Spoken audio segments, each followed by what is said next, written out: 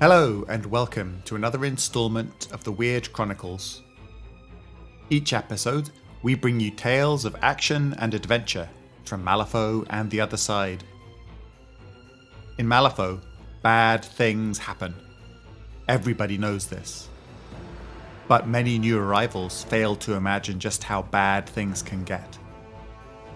Today's story follows a newly arrived guild deputy as she realizes that the badness that lurks within Malifaux can corrupt even the most innocent of objects. I hope you enjoy Wicked Dolls.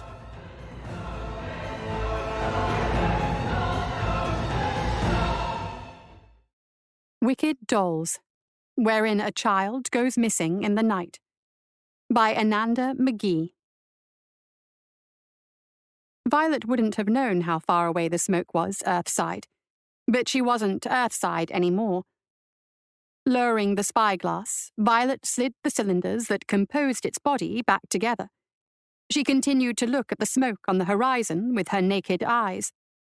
From her vantage, she could smell the wet, crusty clay of the outlands, freshly slick from rain. She could also smell the sweet syrup of the cactus flowers and spice-scented scrub brushes that grew naturally on the plain. She could feel the breeze kicking up and moving the tumbleweed. The hair on her forearms and the back of her neck stood on end in response, as if reading and reporting the direction and speed. In the distance, she could hear a child crying in the direction of the smoke. That and something else. The tears, she understood. She was on the trail after kidnappers who had nabbed a boy. But the other sound confused her. It sounded like the plinking, metallic melody of a wind-up music box. Shaking her head, Violet dismissed both noises as her imagination and tried to remain objective. Logically, the fire was too far for her to hear anything. Logically. As she'd come through the breach to Malifaux, all of Violet's senses had thrummed to life with new intensity. She felt charged with receptors that must have laid dormant Earthside. Her senses fed her a discordant cacophony of information she knew she shouldn't know. It was uncanny, unnerving, and she was tired from the struggle to both conceal and adapt. Dusk was falling. Even in the creeping dim light of evening, Violet could see perfectly the day's rare precipitation had fractured the top layer of earth. The cracked jigsaw puzzle of the broken landscape should easily display tracks. And it did. She could make out the clean line of a single child's prints wandering off, alone, into the wild. The spoiled and beloved only son of a wealthy mine overseer, gone missing in the night. Wandering off alone? The case made no sense, even to her newly heightened senses. Violet sighed, slid the guild-issued spyglass into its sheath, and turned back toward camp to report. She tucked the tool into the pocket of her thick woolen overcoat, and regretted again that the guild hadn't afforded her the time to purchase more appropriate clothes since she'd arrived from London. Even with the rain, her heavy coat, thick riding pants, and knee-high riding boots were sweltering. But the thought of walking around in her crisp white blouse, gun holsters, and badge exposed disturbed her sense of professionalism even out in this wilderness. Manhunts were her expertise, Earthside. When it came to missing children, she knew she didn't have time to shop. Actually, heavy clothes or not, Violet was grateful she'd been put to work on the case fresh off the train. Her new employers hadn't taken much time analyzing her since they had needed her so badly. If they had, they might have heard the fresh buzzing of activity that was overloading her brain. Violet knew stories of men and women burning alight with magic as they passed through the breach. Nothing good ever seemed to happen to them, even if they were on the right side of the guild, as she was. In the few moments it took her to walk down the butte to her camp, Violet struggled with how much information she should share with the others.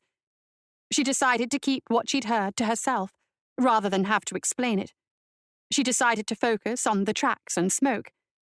These men worked for her after all. They'd been assigned to help her due to her newness to the terrain, and she did not answer to them. As she approached, the 3 men in camp turned to regard her. They were so similar. Their attire of wide-brim hats and long duster coats could pass for a uniform. Violet realized she'd been so driven on the hunt that there hadn't been time for her to learn anything about them. "I still see the tracks," Violet announced to the men in her clean British accent. "A child alone, approximately age 8, barefoot, travelling north. I also detect smoke that way, probably a campfire. A day's distant ride. I propose we break camp and ride through the night in an attempt to gain ground on the boy. I estimate we'd locate that fire and perhaps recover the child near dawn." The 3 men looked to each other nervously before the bravest of them ventured a hesitant, respectful response. His American accent was thickened further with a southern twang. "Deputy Vale, we shouldn't travel through the night out here. Bad things happen." Her hackles rose to the word deputy. She couldn't help but feel it was a demotion from her Earthside rank of inspector, but she dismissed the irritation. If she returned the child to the mine overseer, thereby allowing the man to concentrate on his work again, mine productivity would resume. If mine productivity resumed, the guild would be happy with her performance. Surely she would be recognized in whatever way Malifaux did such things. The subject broached, and the other 2 guild guards chimed in, interrupting her thoughts of success and acclaim. They both added their agreement with the first, but spoke at once so Violet couldn't understand the specifics of what either man said. She got the gist, but disagreed. The child was alone and on foot. They were 4 armed and mounted adults. The risks, were there any, should be theirs. She walked over to her camp and stooped down to roll up her bedroll. "We will break camp and proceed through the night." Violet spoke as she worked. "Bad things happen. I'll take that under advisement. If we don't go to retrieve the boy with time on our side, bad things may very well happen to him. I'm not interested in that outcome." The men watched her break down her camp for a moment, before they turned to do the same. They worked to douse the fire and pack their things onto their own steeds. As night cloaked the terrain completely, each man swung up into his saddle, choking back fear in the name of duty. Violet slid lightly into her own English-style saddle and unpegged her reins. She wasn't sure how to explain that she could still see, but her drive to regain the boy overrode caution. After a moment of thought, she lit a lantern for the cover it could afford her, hooked it to the end of her rifle, and swung it forward. Without another word, without looking back, Violet nudged her horse gently out into the night.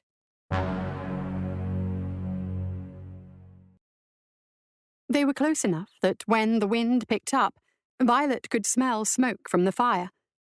The first time the scent carried, she'd turned back in the saddle to glance at her men to see if they could smell it too. They couldn't. It was dark. Through the night they'd ridden carefully, maintaining a good pace but taking care to preserve their horses. She knew both the men and the horses were tired after hours of riding on high alert, but they were so close now she could taste ash on the air. Violet slowed up her mare and slid off, quietly, so she could look at the tracks in the clay again. She'd noticed the slight wicked claw marks along with the boy's barefooted tread the first time she'd been able to take a closer look. She'd never heard of animal kidnappers guiding a boy into the wilderness, but there was a first time for everything. One thing was certain: the clawed feet, as small as a house cat's, were doing much more than just walking. They were circling, jumping, running, and practically dancing around the child. It left her completely unable to count their purpose or their number. She wasn't sure how to package the discovery to the men without sounding insane, so she'd just kept it to herself. She was grateful that they always stayed mounted, rifles ready, when she'd slipped off to look. After failing to make an accurate count of cat-footed kidnappers again, Violet looked up in the dim lantern light. She motioned the tired guardsman down. The smoky ash in the air told her they were too close to proceed on horseback. The men dismounted. They took a brief moment to wipe down their horses, cutting the sweat off to protect from the chill of the early morning air, and then circled close to her, awaiting instruction. "Deputy Vale, I think I see firelight off over the crest of that hill. The brave one, the one she'd labelled Stubble, broke the silence as he whispered to her. He gestured over the rise as he did. Violet had seen the firelight quite a way back, but she'd waited for one of them to notice. She nodded toward a scruffy, stunted tree parallel to them on this side of the hill and walked quietly over to tie off her horse. After her men had followed suit, she moved close to them and issued a plan. You, come with me. We're going to skirt the camp and head the boy off. She gestured to Stubble as she whispered, You and you, wait at the crest up there and move into camp from this side when you see us coming. It should be easy. By his footprints, the boy looks like he's the only person there. As Violet finished her hushed commands, she felt the hair at the back of her neck stand on end. The chill crawled into her from her ears, where she was sure she'd just heard the ringing of a jingle bell. Perhaps the boy had wandered off with a comforting toy such as a jack-in-the-box. It would explain both this ringing and the music she'd caught on the wind earlier. Jingling of such a toy could mean the boy was walking. They had to hurry. It was not a jack-in-the-box. She didn't know what it was, what they were. In the worn-down firelight, she could see them clearly, but her acuity made the scene no less bizarre. They looked like burlap sack dolls of particularly poor quality, all tied together with twine and stitched from random fabrics in a way that looked unplanned. Flop-headed and appearing to lack any wire armatures, Violet was surprised they were even weighted enough to be placed seated as they were. She'd scanned the camp for clawed animals she could connect to the tracks, but she saw only the toys. It looked like the boy was alone. The fire he must have built for warmth was pitiful and almost out. The child was sleeping fitfully on his belly, letting out soft moans and whispers. Violet could see where his sleep clothes had been nicked and torn in the back, offering up his soft flesh to be poked and prodded. The wounds looked like the work of a long day being pushed, pricked, and urged forward, but she saw no aggressor. Frustrated, Violet looked the scene over again. Two of the ragged cloth sacks were sitting next to the boy. They were placed to stare at him while he slept. Their button eyes polished enough to reflect mismatched colours in the low firelight. So were their shiny little claws. Their wicked little claws chilled her once she noticed them. Their reflective quality had been cut by the dull coating of dried blood. Violet was caught, frozen in that moment with comprehension and disbelief. Stubble was lying on his belly in the brush next to her. He made a subtle move forward as his eyes fully adjusted, and he saw the boy alone. Instinctively, Violet's arm went across his chest, holding him back. Their combined motions rustled the brush, and one of the dolls snapped its head up to look in their direction. The one that had been facing away rolled its fluff-filled head slowly around, too, like an owl searching its prey. The first doll's mouth seam pulled up into a loathsome rictus grin, stitches hanging loose like the malformed teeth of a madman. Both dolls began to click their claws together as if clapping in anticipation. Their movement made bells stuffed somewhere inside them jingle. Stubble released an involuntary gasp. In that same moment, her other guards screamed and shots fired from the far side of camp. Violet could feel her pulse beating in her ears, regulating the space between each movement she made to respond to the scene. "Ba-bump! Get the boy!" Stubble shouted, lurching forward and pulling two peace bringers out of hip holsters as he got to both knees. He fired at the doll whose twisted head was front on back. One of its button eyes exploded and bits of fluff flew out. The shot had jerked it back, but it didn't fall. Scrambling to its feet, the thing rushed toward the man. Ba-bump! Violet vaulted forward herself through the whirling claws of the other doll. She felt the air near it moving somehow, and knew where not to be in the exact moment it swiped out.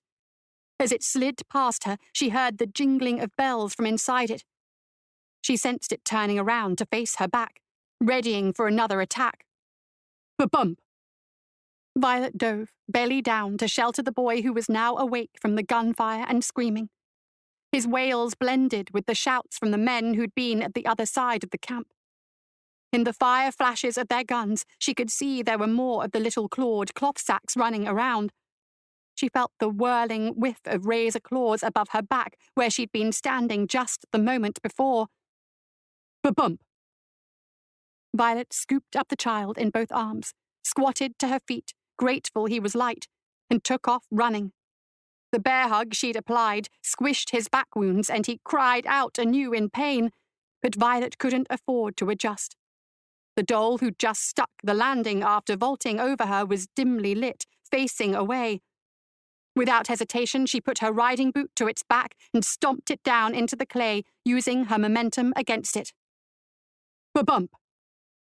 Stubble shot again and cried out behind her. The two men were firing and screaming in front of her.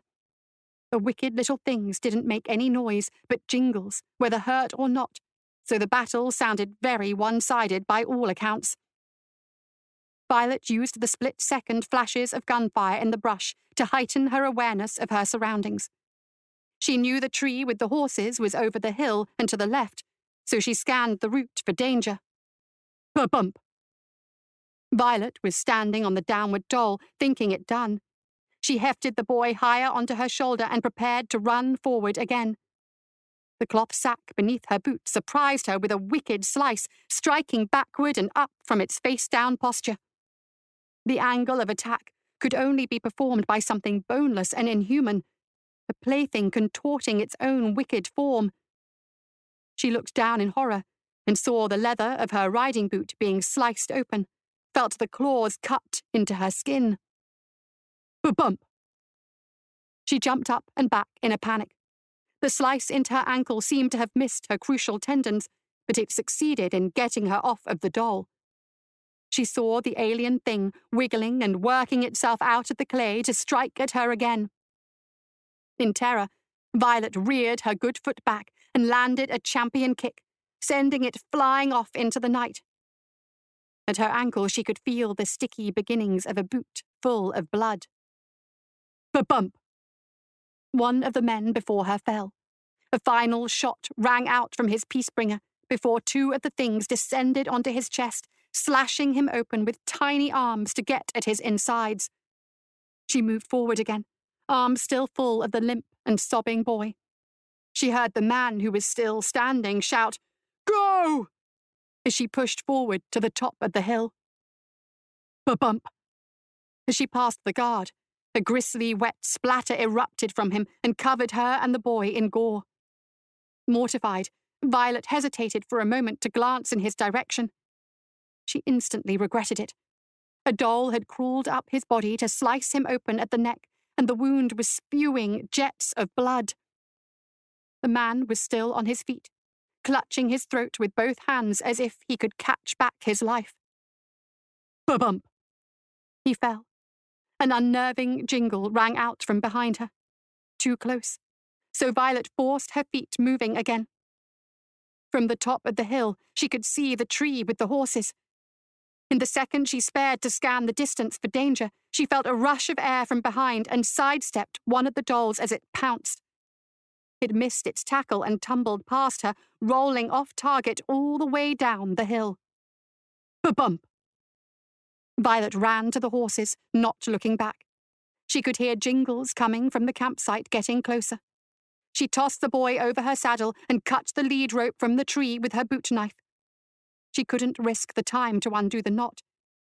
She heard a shot ring out from where Stubble had been, then the click, click, click of his trigger landing on empty chambers. It was followed by the primal roar of a man who knows he's at the end. Ba-bump! Only after taking the saddle and kicking her mare into movement did she turn the horse back to risk a look.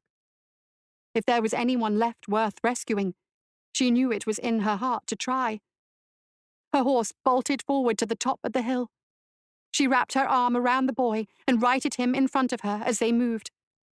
Locking her mouth against her own agonized wail, Violet clenched her eyes closed and spurred her horse into a run. There was no one left to save.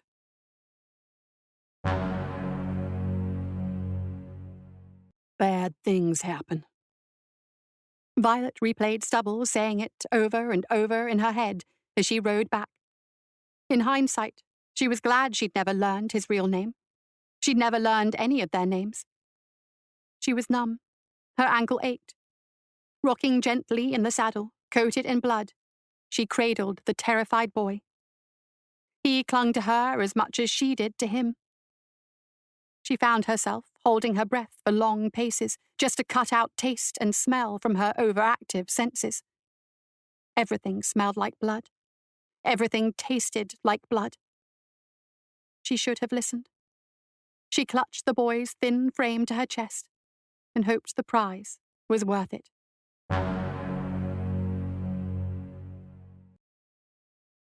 Deputy Vale, we know there are things out there that are difficult to explain. Impossible, even. This isn't London, this is Malifaux. You'll get the difference. The guildsman leaned back in his chair across the desk from where she stood. He rifled the pile of paperwork in front of him as he spoke. She could see the top 2 sheets were her freshly written account. The guildsman was eyeing her like she was a wine glass that would break if he could only find the right pitch. But Violet stood quietly and revealed nothing. She noted that she could count the individual hairs in his thick brows, behind his wiry glasses. She could hear the ticking wheeze in his breath that indicated he'd recently gotten over a cold. When his fingertips moved, she caught the faintest whiff of the balm he used to separate ledger pages. Before he'd entered the room, all she could see were nightmare flashes. All she could hear were the men screaming. She was relieved to find that her senses were finally catching up to her, returning from the horror she'd recently witnessed. After a stalemate in silence, she hedged and offered a few words. "Is that a question, sir?" Violet closed her throat against the tremble that had crept up on her voice. She controlled each syllable with care. "No." He looked at her face and hesitated. "I guess not. Not really. More of an offering of unsolicited advice." He thumbed the top sheet of paper and flipped it up, glancing again at the page behind it.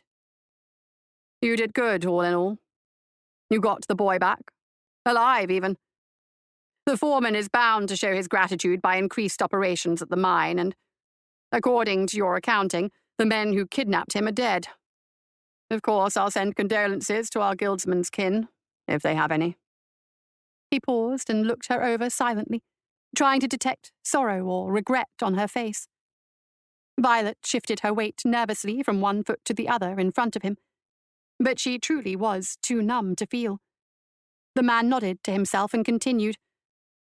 "If this—" He thumbed her report again as he eyed her. "If this is your final word on the matter, you're free to go. Get situated in your new quarters, Deputy Vale. Get cleaned up. Get some well-deserved rest." He stood to afford a proper dismissal before he finished. "I look forward to a bright future from you. Welcome to Malifaux, where bad things happen." Violet finished his statement in her thoughts. "Rest, yes," Violet answered. She was alarmed at how tired she sounded. She had been on her feet and in action since the moment she'd left the train 3 days prior. "Thank you, sir. I won't disappoint." Violet shifted her weight from one riding boot to the other once more before nodding to the man and turning to the door. Each time she had, the wound to her ankle stung, and the pain was helping her stay alert. Once she was out in the hall, Violet sighed and closed her eyes for a moment. She leaned her aching back against the wall. As soon as her eyes closed, the slashing of tiny razor claws and fabric swiped at her, unbidden from her memory banks. Her eyes snapped open. She shuddered. In defense against the visions, she forced herself moving again. She limped. Down the hall to where she could collect her things, ferried for her from the train. Over to the entry desk to get directions to her assigned place. Out into the gaslit streets to find her way. Finally being able to sleep would wash away the nightmare she thought. trying to remain reasonable. If she could sleep.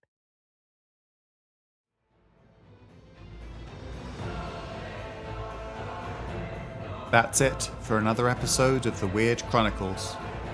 Join us next time for more tales of action and adventure.